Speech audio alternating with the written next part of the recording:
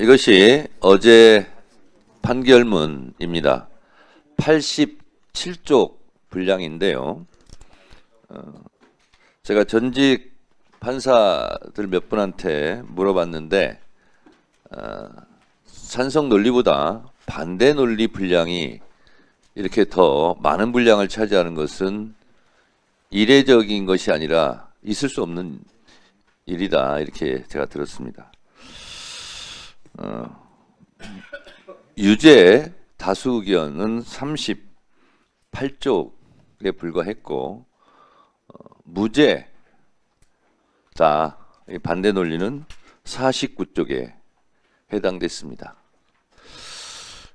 그래서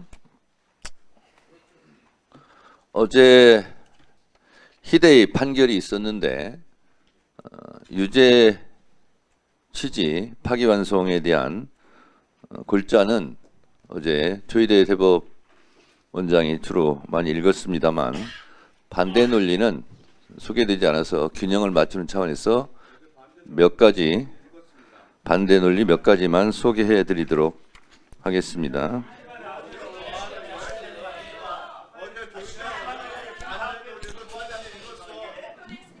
대법원이 이러한 선례의 방향성에 역행하여 선거의 공정성을 내세워 허위사실 공표죄의 적용 범위를 넓히는 해석 방향을 취하는 것은 민주주의 발전의 역사를 후퇴시키는 퇴행적 발상이다.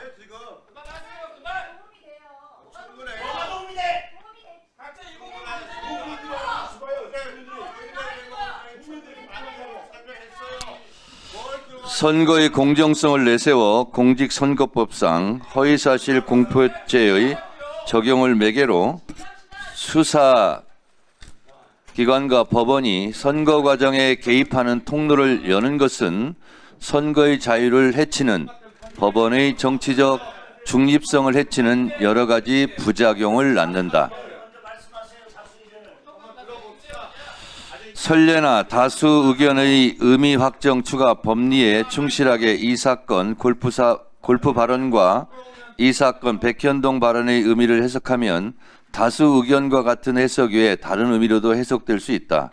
다수 의견이 제시한 법리들을 바탕으로 각 발언의 의미를 확정하고 그 허위성을 판단하면 두 발언은 모두 허위사실 공표에 해당한다는 점에 관한 범죄의 증명이 부족하여 무죄이다.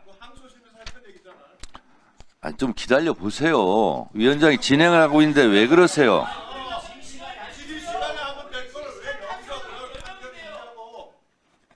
좀 기다려 보세요. 다수 의견처럼 이 사건 골프 발언을 허위 사실을 공표한 행위로 확장 해석하는 방향성을 잡게 되면 검사의 기소 편의주의와 결합하여 여러모로 우려스러운 결과를 낳을 수 있다. 두 사람의 발언 모두 통상적인 정치적 공방 속에서 주고받을 수 있는 범위 내의 의혹 제기와 해명 발언이라고 여겨지는 이상 이를 정치의 영역에 맡겨 선거인들이 평가하도록 하여야지 법의 심판대에 세워 처벌하는 것은 바람직하지 않다. 세부 사항에서 진실과 약간의 차이가 나거나 다소 과장된 표현이 있다 하더라도 이를 허위의 사실로 볼 수 없다.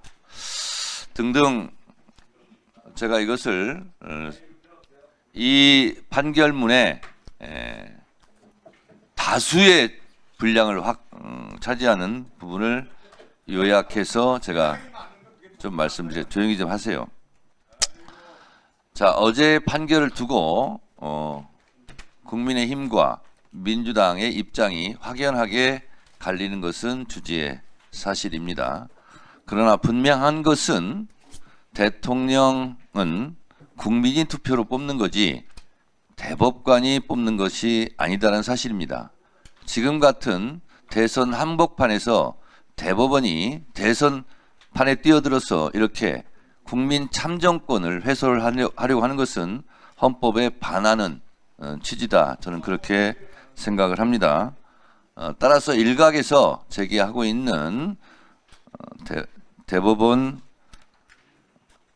대법관들의 이러한 태도에 대해서 국민적 질타가 높다는 것도 주지의 사실입니다.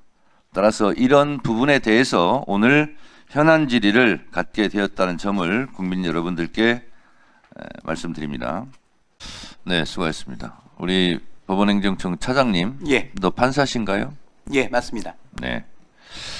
예전에 독재 시절에 간첩 조작 사건이 있었습니다. 예. 재심을 통해서 다 무죄로 밝혀졌습니다. 그때 검찰의 공소장과 판사의 판결문이 일치한다. 검사의 공소장을 보고 베껴서 판결문을 쓴 부끄러운 역사가 있었습니다. 법원의 흑역사입니다. 알고 계신가요? 예. 이를 질타하는 한 전직 판사의 글을 잠깐 읽어드리도록 하겠습니다. 법관들이 언제부터 권력의 눈치를 보지 않고 자유롭게 재판할 수 있게 되었습니까? 1970년대나 80년대는 검사가 건네주는 쪽지를 보고 독재 정권 입맛에 맞게 그대로 판결하는 법원이었습니다. 고작해야 1990년대 민주주의를 위하여 자기 한 몸 바쳐온 수없이 많은 사람들 덕분에 이렇게 달라졌습니다.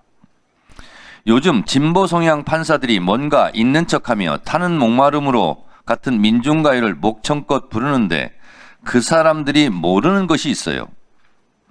법관들은 민주주의를 위하여 한 일이 없습니다. 대부분의 법관들은 동료와 선후배들이 학교와 거리와 일터에서 민주화 운동을 할 때 골방에 틀어박혀 공부만 했습니다.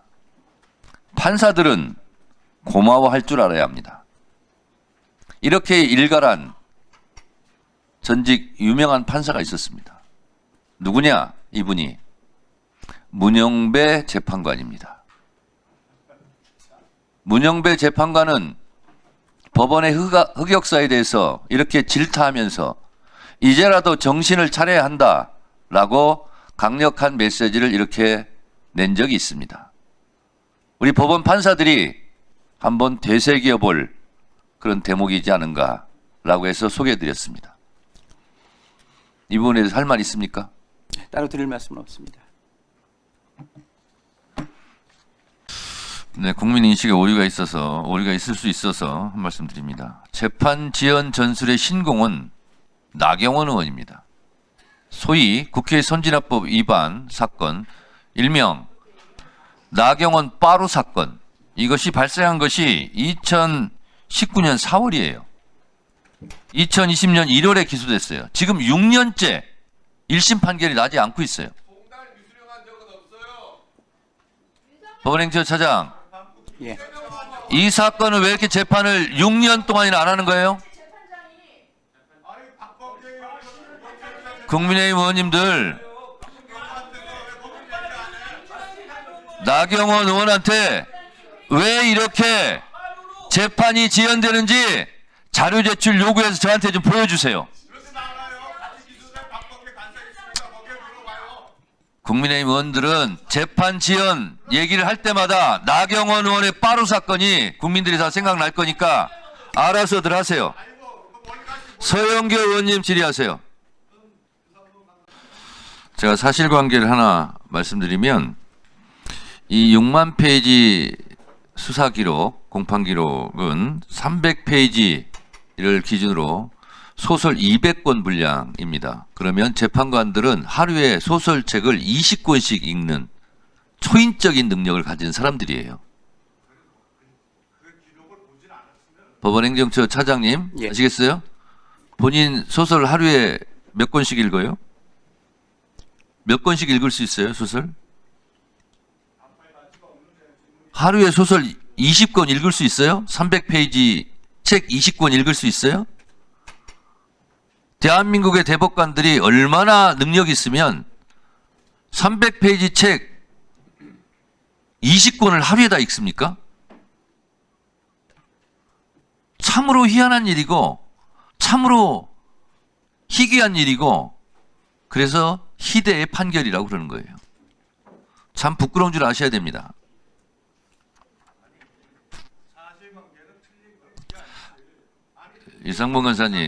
유상범 간사님도 검사 해보셨잖아요. 적어도 2심 판결이 무죄가 나왔으면 그걸 뒤집으려면 하나하나 다 읽어봐야 되는 거예요. 초인적인 능력을 가졌습니까? 어떻게 이미 다 알고 있어요?